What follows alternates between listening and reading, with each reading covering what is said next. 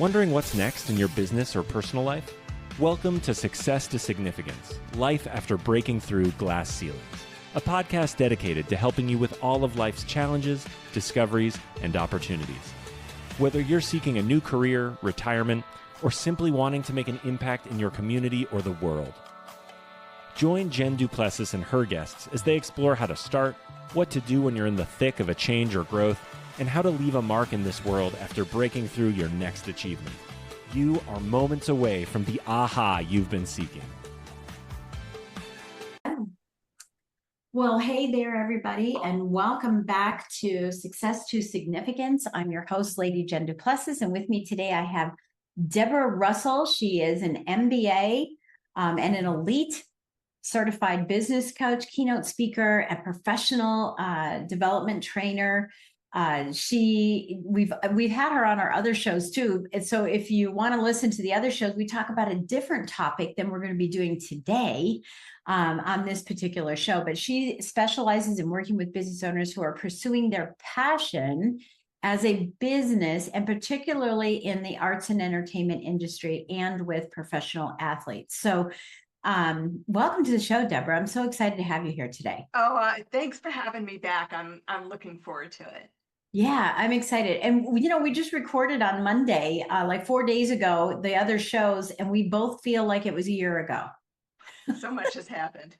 I know, it's an amazing first week to the new year as we're recording this particular one. So one of the things that I want to ask you is about your glass ceiling. Now, we know that everyone has a multitude of glass ceilings that we're breaking through all the time. Learning how to cook is a glass ceiling, right?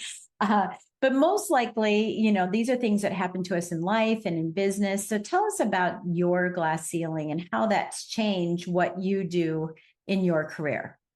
Well, I've actually had two. When I was 20, I had gone to school for pre-veterinary medicine and dropped out after 2 years because it didn't feel right. Right. And 6 months later, I got hit by a van going 45 miles an hour as I was crossing the street in a crosswalk. Oh, no. Yeah. It was a huge wake-up call because I kind of was not going anywhere. I mean, I was 20, I was partying with my friends, I was hanging out with a heavy metal band, I was just doing the things on the Jersey Shore, which is where I grew up. Who was the heavy metal band? Was it popular or was it just a local one? It was a local band, but they still exist. If you Google them, they were called TT Quick. Oh, wow. John Bon Jovi opened for them. Oh, yes. I remember you telling me this. Yeah, that's cool. So it was cool. Because he's a Jersey guy, right? It's all Jersey guys. So it was a huge wake-up call. It was what are you doing with your life? And it was, I could have died, should have died. How did I even survive this or have a brain or a spine intact? And so that was one glass ceiling that caused a huge pivot, which really gave me the courage to pursue my dream, which was to work in film and television. And I'll be curious about that here in a minute. I'm going to ask you why getting hit by a car would put you into film and television. Because I should be dead. Why am I afraid? What have I got to lose? Oh, because you wanted to do it. I got it. I wanted to do it. Yeah. And I was afraid to. I was afraid to really fully commit to it. Yeah. I was taking classes, but I wasn't really committed. And literally, as soon as I was able to, I moved to New York. I went after it. And I got a BFA in theater and in directing. I moved across to LA. I was pursuing being a producer director. I had backing for my first feature film. Wow. And I got sick. Yeah. So that was my second glass ceiling. And I went from someone who worked out 12 hours a week, I was like ripped, to someone who could not walk across a room. Yeah. I was bedridden for I 3 weeks. imagine a lot of our listeners, have been through something like that too. We have these life-changing events that halt us and, stall us, stop us, pivot us, and have to go in a different direction. So I imagine, if you're listening to this, you're hearing, the story and saying, oh gosh, that's happened to me too. Right? We've all had that kind of And situation. I'll tell you, the second one, because I've always been someone who is an A-type personality, energy for like forever, right? I was the Energizer Bunny. People literally called me that. And I went from that to not being able to sit up Yeah, for a long time for a too. long time. Yeah. So I was like, okay, this is big. I would not accept the prognosis I was given, which was this was the rest of my life. I was like, yeah, no, have you met me? I was not going to accept that. That's the name of your next book. Have you met me? Right. Have you met me? Right. Right. Girl. And I just kept asking Spirit, the universe, God, whatever you want to call her. What? I get it. I was not supposed to go down that road. Mm-hmm. What road am I supposed to go down? Mm-hmm. And I just kept asking for teachers, for guides, and coaching literally found me. Oh, that's It great. was not something I'd ever even heard of until Yeah. someone Right. told Personal me, growth. Right. this is who you are. You need to do this. This fits you to a T. This is what you're meant to do. And I'm like, Yeah. I'm sorry, what? And so I pursued it. I investigated it. I researched schools, but I, again, wasn't pulling the trigger until 9/11. Oh, wow. I Okay. watched 9/11 from my bedroom window Oh, because wow. At I that could time. see the towers. I was Mm. in Montclair, third floor up on a hill. I could see the towers from my bedroom and I watched them fall. Wow. And I was like, what am I waiting for? Yeah. And Life again, is too short. life is too short. Yeah. So, so the first glass ceiling, the big lesson was around fear. Yeah. I made a decision about a year into my recovery, because it was a 2-year recovery from that accident, that fear was not something to be avoided. Fear was something to be pursued. Mm-hmm. If I wasn't afraid, I wasn't playing big enough. True. I agree. I mean, they say that your goals should be big enough that they scare you. Mm-hmm. Because if they're not, right, they're not worth pursuing. Right. You're playing small.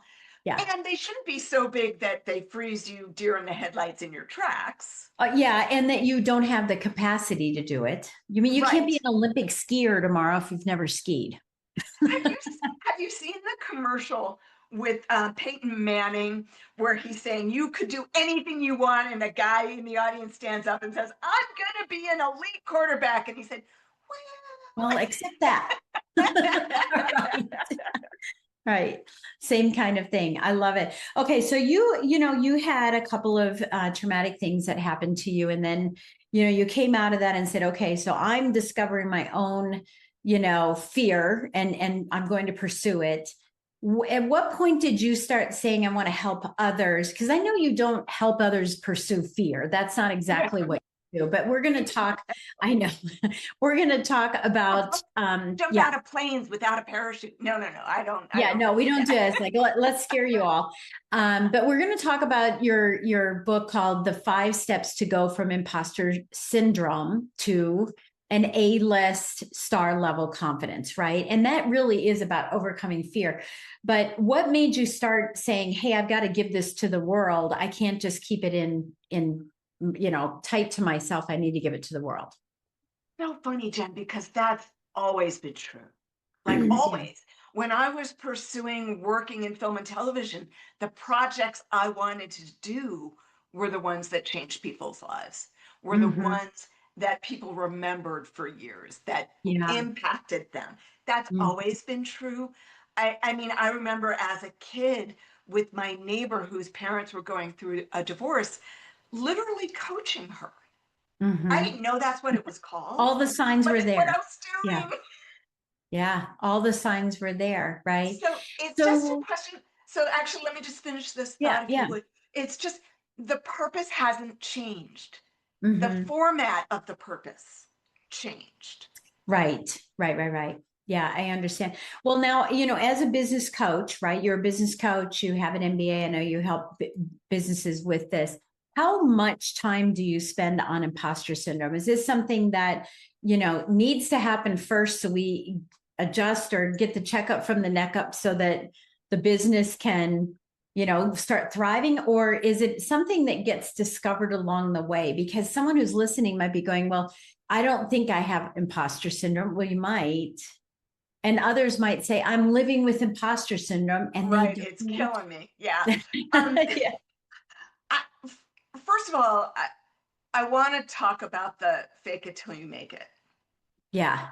because I Yeah. think that's one of the biggest causes of Of imposter imposter syndrome, syndrome. because you're faking, Yeah. right? Yeah. Your whole being is saying, I'm not enough to make it who I am. I have to fake it.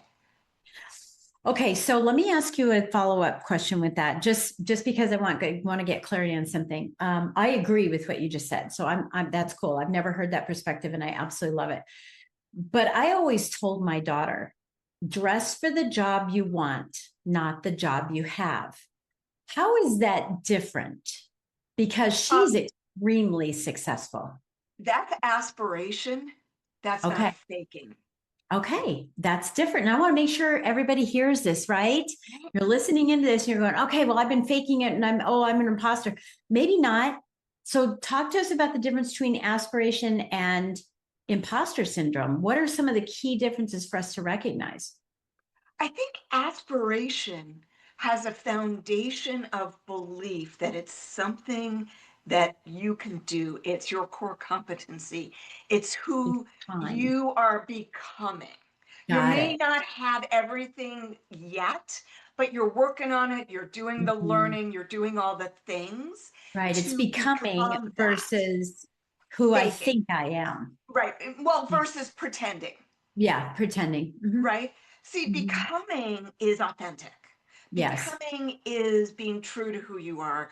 Mhm. It's being having a clear assessment of where Mhm. you're at and Yeah. what skills you need to acquire in order to Right. fulfill your dream. Right. Whether Right? it's athletics or, I want to be a better reader. I want to play an instrument. I want to learn how to ski again. I don't know why I'm all on skiing today, but, I want to ski. Winter. Yeah, it's, I want to be a great speaker. I want to be a great coach. I want to be a great grandparent, not great grandparent. I don't want to be one of those yet, but a wonderful grandparent, right? I see what you're saying. Yeah, it's the aspiration, it's the path. It's like I know I can do this. I just need to get all the pieces together and take some time and learn about it. Whereas fake it is, I think I'm there, but I know I'm not, and there's a disconnect. Yeah, it's the disconnect. And that's where the that's the Got it. gap that the Yeah, imposter syndrome slides into. got it. Because Got it. your brain abhors a vacuum. And Yes. it will fill the vacuum with all the beliefs that you hold. And more often than not, it's the negative beliefs Yeah. that have power. Yes. Right? Yeah. How Yeah. Yeah. often do we focus on the negative criticism instead Right. of the I don't win? like what I look like. I don't like this. My house isn't big enough. My car isn't this. She's prettier. He's nicer. Yeah. Everything. Yeah, exactly, Comparison exactly. is the thief of joy. I I said, love that. And you said that in our last thing, and I think that's so brilliant. oh, thanks. Because it's if we compare ourselves to where we want to be, as That's opposed to one where thing. someone else That's another is thing. or what someone else has, because Yes. always be growing, always be learning, always be expanding. Mhm. Yeah. That's aspiration. Yes. Right? Yeah. I Looking love at that. I think you yourself and should read saying, a book I'm on less than it that too. person. Yeah. I'm I think, less than, yeah, that is death. yeah. That's just, and that brings Okay. up like perfectionism and all the things that get in the way of you Yes. actually being The things you don't, the half glass filled, the glass half filled. Okay, so let's talk about what are the five. I know you're going to kind of rattle these off, and then I'm going to ask you some questions about a few of them. Beautiful. So in the book, I mean, I define confidence because I think people really don't understand what it is. But then the Okay. 5 steps are: design your A-list star level confidence. What does that really look like for you, not for someone else, Right. not what society says, but for you. Ruthless self-examination. Create a plan for transformation. Take one courageous step every single day. Doesn't have to be big. Yeah. Be a little Yeah. baby step, Micro steps. but take one step every day. And then finally, the 3 A's for A-list confidence. And that's activate, assess, acknowledge.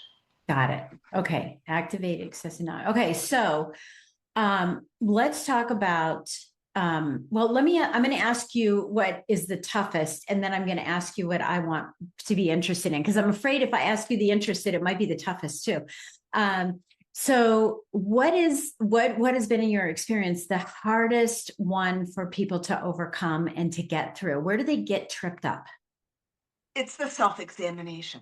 By far, it's the self-examination. That was what I was going to ask. You don't know what you don't know, and you can't see what you can't see. Yeah. The best athletes in the world, Tiger Woods at the height of his career, got a new coach. Why? Yes. Because he knew that he'd reached the level he could with the coach he had, and he wanted to top that. But he didn't know what he didn't know, and he couldn't see what he couldn't see. Right. So ruthless self-examination very often takes you down a rabbit hole into all the things you hate about yourself. Ooh. And that's not necessarily what you need to be looking at. Yeah. Especially for imposter syndrome and star level confidence. Because you've got it going on, babe. You have a lot going for you. Mm-hmm. You have to own that. And that's confidence is an emotion, right?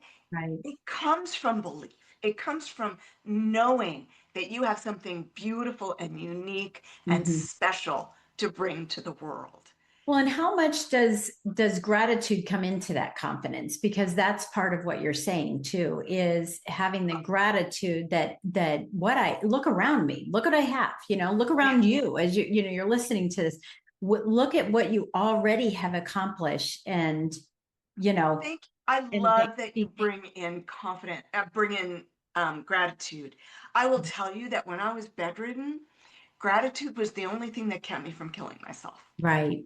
Yeah. I've been given the prognosis that this is it. This is the rest of your life. This is, you can't move. You can only move your thumb to change channels. And It was the 90s, so I only had 36 channels to choose from. Yeah. There was no streaming. This was my life. The only thing that got me through was focusing on what I was grateful for. Yeah. Yeah. And sometimes it was really small. Sometimes it was, today I brushed my teeth. Right. And I know a lot of people have been in that kind of, and I know I've been too, is like, I go to something and someone say, we're going to all go around and talk about what we're grateful for. And I'm like, I don't know, the sun shines. Right. And sometimes it just has some superficial skimming, and that's okay. As you learn to develop that. That's why my husband and I go on gratitude walks every day. And while we're walking, we're talking about what we're grateful for between each other, and, and all the things. And it gets us out of our office, which is our home, right? And we work together. So it's important that we, don't get consumed with all the things that have to be done, and that we can focus, more on what's great there. Well, thank you for saying that. And, sharing that's, don't get tripped up on number 2, right? That's number 2. All right. So let's talk about one other one as we finish up our time today. And that's taking one courageous action. Can you give us some examples of internal actions and external actions Maybe one Oh, or two in each area that someone could say, well, I don't really know what I need to do. Yeah, that's brilliant. So internally, very often, the most courageous thing you can do is talk to your inner critic. Mm-hmm. Have a conversation with your inner critic. And that's actually a different book, but talk to your inner critic and train your inner critic to be constructive instead of destructive. Because the Good. truth You is, guys your catch inner that, critic right? Did wants you to win. Your inner critic, the purpose of your inner critic is to protect you. Right, right. Well, that's that fight or flight. Okay, so did you all hear that? Right. So be constructive, not destructive. Constructive, not destructive. So that would be the first thing is, am I thinking in this way? And if I have that destructive thought that comes in while I'm doing dishes, that I just stop and go, no, no, that's not allowed. What is the constructive way to say that? That I'm working on it. I'm getting better at it. I haven't done it yet. And so often it's courage to do that because we just want to make it shut up. We Yeah. just want to make it go away. And the Right. more you resist it, the louder it freaking gets. Yeah. And Good. often Beautiful. the uglier it Yeah. gets because you're not listening. Right. Beautiful. I love that. External can Yeah. be as simple as asking for what you want in a relationship. It Oh, can be yeah. as terrifying as asking for what you want in a relationship, right? That's It's interesting. So how does that help you get out of an imposter syndrome? um because in order to ask for what you want, you have to believe you deserve it. Oh, got it. Okay. So this gets back to aspiration. Got it. I'm with you. I'm with you. See, did I answer that question for all of you? Because I was wondering. Right. That's my only job here is just make sure that I'm asking the question everyone's thinking, right? Yeah. Yeah. Okay. So that's that shift that puts you, not that this is about aspiration, but since we talked about it, it puts that shift where you're not faking it. You're not saying, I have a great relationship, but now you're going to say, hey, in order to really be able to tell people that I have a great relationship, I need the great relationship. And so here's one thing I need. Right.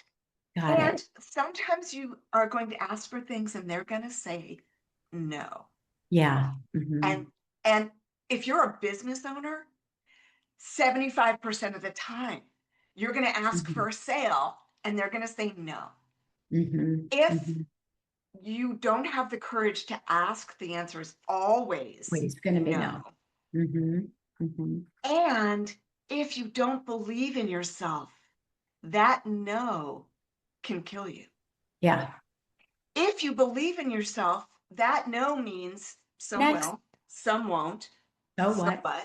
Who's next? Yeah, exactly. Got it. Yeah, very insightful. Gosh, very insightful. Deborah, what would you like to leave us with today? What's on your heart for a quote or mantra, etc.? We will have in the show notes. You're going to be giving away your imposter syndrome book, actually, the ebook. Yeah. Awesome. So everyone can go and get it. It's actually a kind of a workbook. It's a book with a workbook inside of it. I really like that. But I know you're going to be giving that to everybody. So if you're taking notes, and you've been taking notes and going, what's number one and what's number whatever, don't worry, you can get it. Don't worry. So we'll have that link here. But what's on your heart? What are you feeling right now that you want to share with everyone about helping them get through their glass ceiling of maybe it's imposter syndrome, maybe it's another type of ceiling, but something that you would like to share with them? Just thinking about it makes tears come up for me. Every one of you Mm, has something unique, something that is special about who you are. And your job is to uncover it and share it, however that looks. mhm, That's what I want to leave with the world. And that's my job every single day is mhm. working with clients to uncover and share who they Yeah. are, what's unique about them, whether that's their business or that's just who they are in the world through Mhm, a mhm. job or whatever, Yeah. right? If And you're an that's your, athlete, yeah. If you're an Yeah. athlete, you might have a special message that is Mhm. who you are. Mhm. That isn't who you are on the field. Like, it's not that you can run fast. It's that you have a purpose, and Mhm. it's time. It's Yeah. time for all of us. Yeah. And I'm not saying, I love that. And I'm not, and I loved how you framed it, because I'm not saying, I don't even like the way I say it, but how dare you? So listen up, everybody. How dare you hold that gift close to the chest, shielded, because the world's waiting for it. I'm probably not saying this the right way, but the world is waiting for you to share your unique gifts. And when you stay in this state, whatever you want to call it, whatever, based on our conversation, when you stay and you don't want to move through your glass ceilings, when you stay here, you're negating all the opportunities out there for people to find you. They're looking for you. They're trying to find you. Yeah. There's probably a better way to say that, but there might be a quote. There's that Marianne Williamson quote, and I'm trying to find it. Well, that's okay. We'll put it in the show notes. We'll hang on, everybody. You gotta go to the show notes to get the quote. We'll have it in the show notes for you, so you can have the quote, so you won't have to worry about it. Yeah. So Debra, thank you again for bringing so much wisdom. And I love seeing this different angle of you from what we did in the other podcasts. And just a reminder to everybody, Business on the Vine, Mortgage Lending Mastery, go check out those as well. It's all about business. All of it is. If you're saying Mortgage Lending Mastery, it is not for consumers. You won't find out how to get a mortgage there, but you're going to find out how to run your business. Yes. So definitely go and check out those. And last reminder, if you haven't done so already, hop on over to YouTube and subscribe to my channel. You'll get access to all of those podcasts, plus the TV show and beyond the podcast, because we'll have Debra on in a year from now and find out where is she now and what is she up to and how have things changed with her. And it's just exciting to hear what, people are up to and how people grow and continue to grow, because you've mentioned it. So thank you again for joining us here today, Debra. I sure appreciate it. My pleasure. Thank you so much for having me. I'm so happy we've met. Me too. Me too. I've got a referral for you. It's crazy. Okay. So here's the deal. Yeah. So here's the deal, everybody. Thank you so much for taking time out of your busy day. Listen back through, take some action steps, and please make sure that you go and grab the beautiful gift that she's giving you, so that if you feel like you're not in aspiration, but you are in imposter syndrome, that you can start working on it this year instead of waiting. So until then, we'll see you on the next episode. You've been listening to Success to Significance with Jen Du Plessis, the #1 podcast for people wanting to give more value and make an impact. Loved this episode? Be sure to subscribe right now at www.jenduplessis.com/S2S for more stories, strategies, and thoughts to help you gain significance and success. And if you like what we're doing, don't forget to give us a rating and review so we can continue to bring you the best content possible. Join us next week for another breakthrough episode. Thank you for listening.